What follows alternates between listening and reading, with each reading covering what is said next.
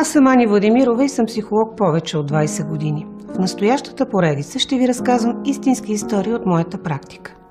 За да запазим в тайна самоличността на участниците, имената им са променени, а ситуациите са пресъздадени от актьори. Днес ще ви разкажа историята на Димитрина, кметица на едно малко село до София. През целия си живот тя беше живяла според очакванията на другите, докато внезапно осъзна, че има право на собствено щастие. В опитите си да го открие, Димитрина премина през драматични перипетии и изживя пълната гама от емоции, на които е способен един човек. В рамките на само един ден тя изпита върховната сладост на любовта и понесе тежкия удар на най-дълбоко отчаяние.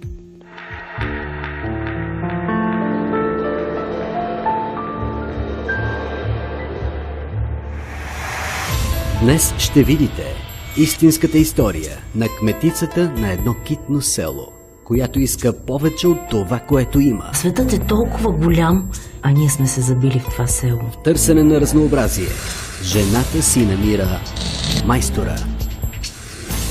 Гледайте драматичната история на Димитрина. Бях жива, а той ме уби. Всички истории в тази поредица са реални. За да се запази анонимността на героите, имената са променени, а историите са изиграни от актьори. С Димитрина се запознах в нашата специализирана чат страница. Когато ми писа, очаквах обичайните